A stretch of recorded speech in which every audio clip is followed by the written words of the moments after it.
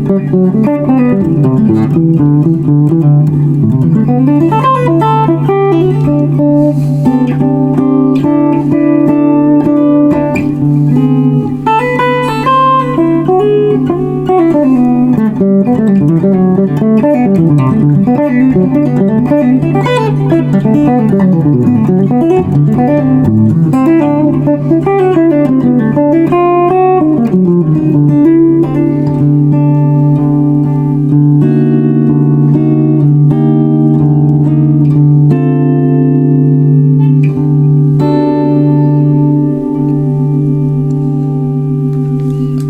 everyone, how's it going? Juan Dhas here and welcome back to this week's YouTube lesson. And today I wanted to do an extension on a video that actually was quite well received here on the channel, and it's the superimpositions video, where I was talking about the basics and applying it to major 7 and minor 7 chords. In this lesson I actually wanted to do the dominant chord discussion because that's actually quite an in-depth topic, and when we start getting to dominant chords, we start getting to the point where we have so many avenues to follow that sometimes it's quite daunting for the student. So I wanted to do a little bit of a breakdown and kind of a primer of sorts to kind of get you up and running with some superimpositions that you can use on dominant chords. Now, because there are so many options available, I'm going to kind of stick to 4 general categories. These are going to be the standard dominant chord, the dominant sus, or 7 sus 4, 7 sharp 11, and altered. These are because these are the most common ones that pop up. Yes, there are a bunch of other tensions. You can use a bunch of different sounds that will really take you far away from the source material, but all in all, I think these are great to get people up and running who haven't used them before. So without further ado, let's dive right into the lesson material. And I wanted to do just a quick recap of what a superimposition is. If you haven't, and you just happen to stumble across this video and you haven't checked out the video that sparked this whole thing, I'm going to put the link right up here in the cards. So you can go check that out. That's where I really go in depth about it and kind of what the concept is, and take it a little more slowly. This video is going to be a little more, how can I put it? A little more up to speed. I'm not going to be stopping as much, but I'll still try and make it as clear as possible. But to do a quick recap, so to effectively understand what a superimposition is, we have to look at the word superimpose. That means to place something on top of something else. And that's essentially it. All you're doing is you're taking a context or a sound and placing a different sound that isn't the primary context on top of that. For example, the example I used in the first video is if I have a C major 7 chord, basic C major voicing, and I decided to put G major on top of it. Or it could be something like, if I do, I'm just going to use the freeze here. So I've got my C major chord really subtly in the back, and I decide to put a G major 7 voicing on top of it.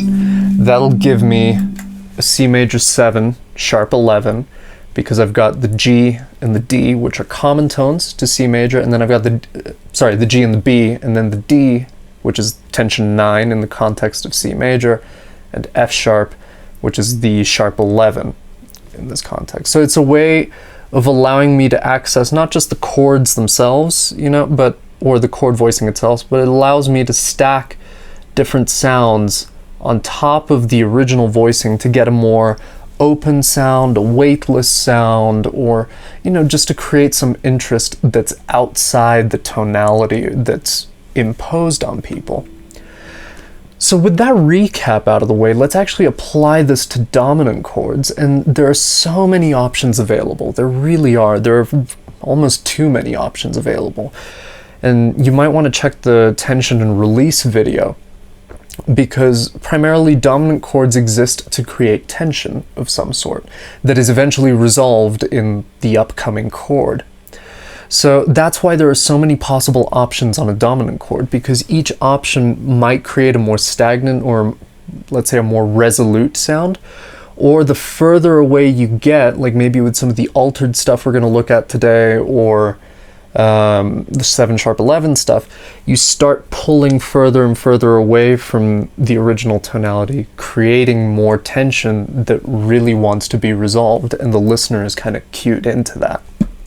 So let's dive right in, if I can get my pick from out of this thing. So we're gonna work with a basic sound. We're just gonna do it all in C or some variation of it thereof. So I want to start very basic, and this is kind of the substitution that everyone starts with for the first time, or the superimposition that everyone starts with when it comes to dominant chords. And that is, if we have a basic dominant chord, so C7. So I've got my sound here. Oh, there we go. So it's sounding in the background. We've got C, E, G, and B flat. That's our C7 chord. We can take the process we used last time and build off of the chord tones as our starting points. So let's see, what can we build off of E? Well, we have E, G, and B flat. What happens if we put a D? That gives us a minor 7 flat 5 chord. So you can use a minor 7 flat 5 chord from the third of the dominant chord to give you a substitution. Works, and bear in mind, this works both as a chordal substitution or a linear substitution. There I'm just playing an E minor 7 flat 5. It still keeps you within the sound, of the chord, but it doesn't take you too far away, and it just adds a hint of color. You might see this as a very common substitution. You'll see blues players sometimes playing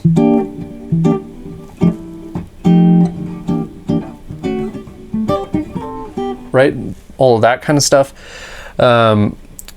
I've seen Josh Smith play that a bunch, and it's just a very common substitution, but it's common for a reason. It's a wonderful sound, and it's something that'll get you up and running right off the bat without having to really think too much. So remember, minor 7 flat 5 off of the third, and this will give you a stock substitution or superimposition that you can use on a regular dominant chord. Right? Now let's move on to the sus sounds, because we can continue to build on the chord tones to start with. So for example, if I have my dominant sound, I'll get to the sus part in a bit, but this thing isn't on the right setting, I think. Oh, is it? Pedal malfunction. So, okay, so we've got, right? We've got that sound. What if we played another sound? Well, we have G and B flat, and we know D is tension 9, so we've got a G minor chord. That's another thing you can do.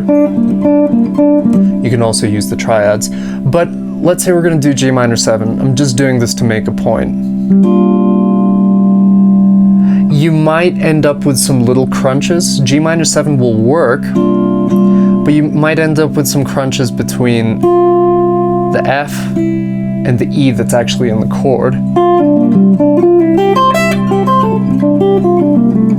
It's a very cool sound, but you have to be careful with how you use it. You might want to check my very first lesson on the channel, like way back when, called, what was it? Harmonic awareness, which touches on things like avoid notes and things like that. But it's possible, but I would only maybe reserve that on a traditional dominant chord if I was playing in a very solid Mixolydian context. You know, if I was playing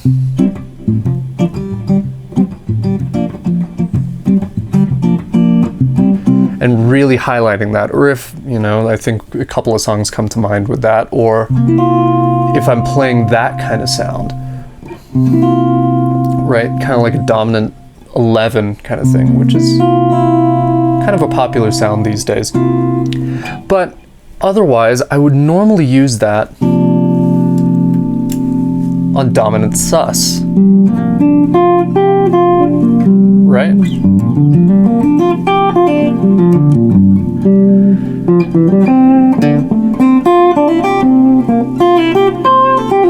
G minor again. see, it kind of gets you that whole, or if I can remember how to play chords today, kind of like almost that Earth and Wind and Fire kind of thing, or that 70s, 80s kind of sound that you hear a lot. You'll hear this a lot in kind of fusion stuff and Wayne Shorter things. Bearing off of that, we can also do something off the flat 7. B flat major 7. This is that, right? Very traditional. But it adds even more lightness. Why? Because our only common tone is that B flat, right? That's in the chord.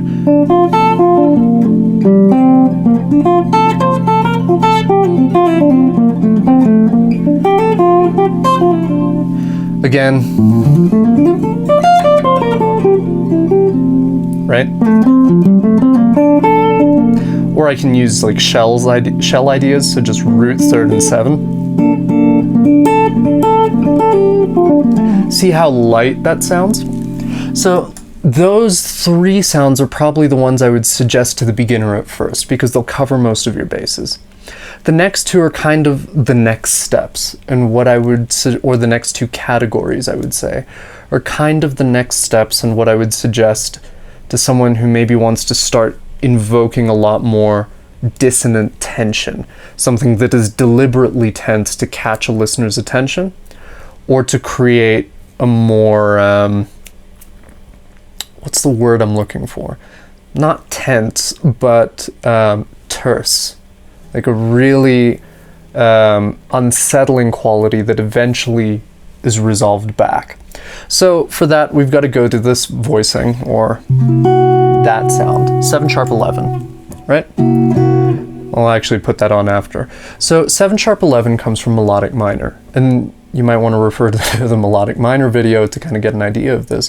But as I've mentioned a lot of the time, melodic minor is one of those scales that is infinitely substitutable within itself. So rather than going to the chord tone and building a chord off of there like we've been doing so far, I'm going to take chords from the scale, well, that chord comes from, because it's the easiest way of navigating and kind of just getting sounds that work quickly. There are 2 that work really well. I think that could be a little clearer. Much better. So we've got C, B flat, E, and F sharp. This gives us our 7 sharp 11 sound, or, right, Lydian flat 7. But rather than think of it like that, well, we know C Lydian flat 7, or C7, is the fourth degree, you know, holding a pick here, the 4th degree of melodic minor. So what is the parent melodic minor? G melodic minor. What is the root chord of that? G minor major 7. I can use G minor major 7 voicings or arpeggios to superimpose on top of that sound and get a more open linear texture. Inside,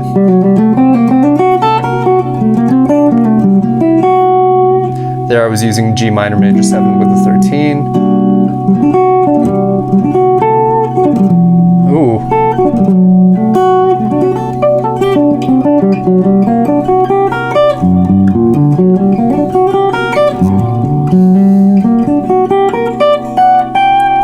Right? It's a very cool sound.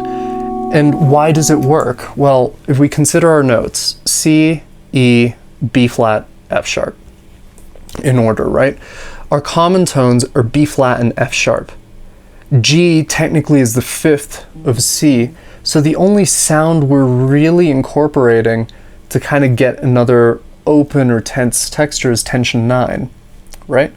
We can do the same thing with B flat major 7 sharp 5. Okay, so in this context, they would be working off the 7. So what notes do we have in B flat major 7 sharp 5, or augmented major 7? B flat, D, F sharp, and A. So we have one chord tone and everything else is a tension. The D major triad. Actually, that's a great substitution in and of itself. And just remember, when I say substitution, I do mean superimposition. The two words are kind of interchangeable. So, B flat major 7 sharp 5. Right? Or, oh, that's, sorry, based off of C. B flat major 7 sharp 5. There we go. Gets a nice, really nice color. I actually quite like that sound.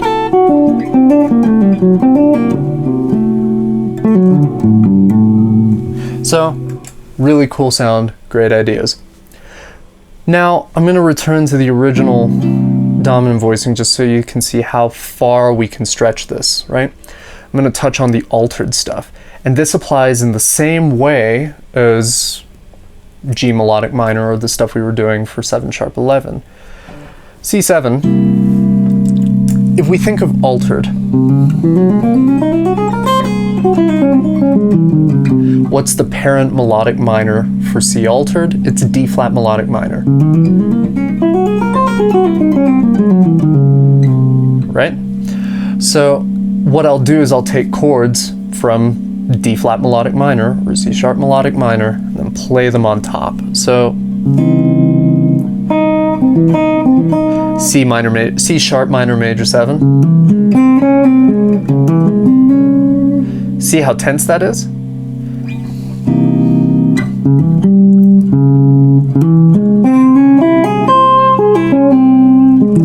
So what sound does that give me? Because you might be thinking that's really tense. Well, I've got tension flat 9. I've got the third, which is the chord tone, right?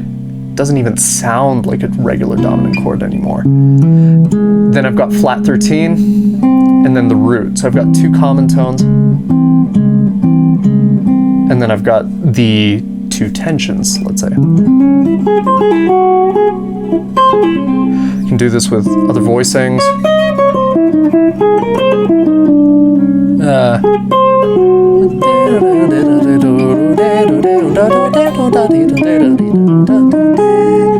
Right?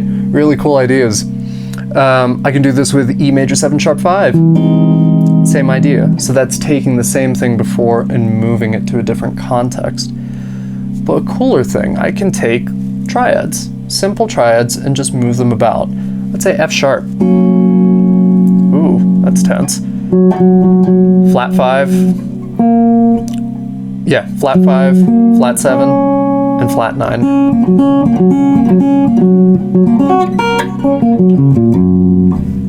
Right? And this starts moving us towards outside playing, so eventually you want to resolve it back.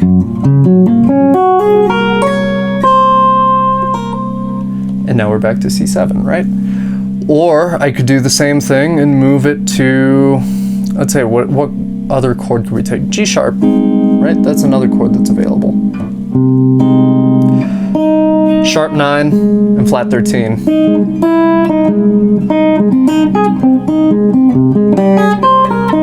Sorry, nail got caught.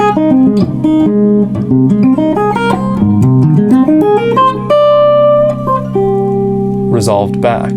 So you see, with those in mind, you can start kind of piecing together your own things. And this is what I would suggest. Take some of the ideas that I've put forward here and make them your own, and really integrate them, and try see how they measure up with the original chord structure.